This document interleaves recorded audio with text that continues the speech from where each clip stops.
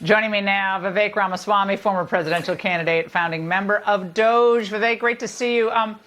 So President Trump hasn't even been in basically a month or so yet. The Democrats are making it seem like there should be monumental change on the economy right away, immediately. So when can we start seeing relief, Vivek?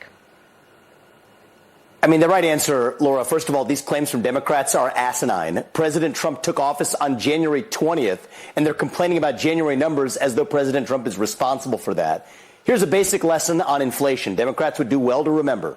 There's two drivers of inflation. Number one is government overspending, and then the government having to print money and inflate away the value of the dollar in the process. And number two is supply constraints on energy and housing and other goods in our economy. Two things have happened in the last several weeks. Number one is we're relieving those supply constraints. President Trump is rolling back those regulatory constraints on energy production and really production of everything in the United States. And when it comes to government spending, we are seeing the cuts that he's focused on making. So it makes absolutely no sense to blame President Trump for the 2 to 3 weeks that he's been in office for inflation numbers that went up while Biden was actually in office, driving the very causes of that inflation. Of course, they know that, at least the smart ones do, but they're trying to trick the public. The public won't be fooled so easily this time, is my bet. Now, your involvement with Doge is well documented, but are you surprised that the Democrats' response, we're doing a whole Feverino, this show, on the lame resistance to this, but are you surprised they're trotting out the same old tired lines of, Musk's a, autocrat, or Trump's a this, or someone's a Nazi, or, they're taking food from babies and cancer cures from medical patients. Is that the best they can do? I'm not surprised. I think it is the best they can do right now. What I'm rooting for, Laura, is a Democratic Party that actually has a vision of some sort. It may not be a vision that you and I agree with, but go back to talking about how do you address economic inequality or other substantive issues. That would at least be better for the country, even if we disagree with their solutions, rather than resorting to the standard fascist autocrat name-calling. It's just not useful.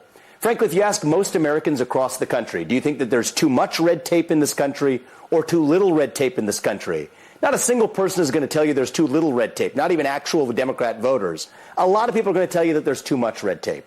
So the fact that President Trump and Doge and Elon and the entire new administration is focused on cutting red tape, I think is a good thing, both for the American people and for the economy, because that stimulates economic growth. The Democratic Party is lost. They got a shellacking last November. The reality is they would do better to look themselves in the mirror and ask themselves what they actually stand for. What is their vision? Is it economic inequality? Is it something else? Go figure that out. And until then, I think the name calling is falling flat as it should. Meanwhile, everybody was watching, Vivek, the Federal Reserve Chair, Jerome Powell. Today, interest rates were the big topic, but he's still defending their proclamation early on when they said that inflation would be transitory. Watch. We thought the inflation was transitory. I can show you forecasts from the end of 2021 by us, by staff, by the blue chip. Everybody thought it was going to be transitory. That's why we didn't raise rates. Is that satisfactory for you? It's not. And the dirty little secret in financial markets, Laura, is the reason people pay attention to every little word of the Federal Reserve is not because they have some unique insight.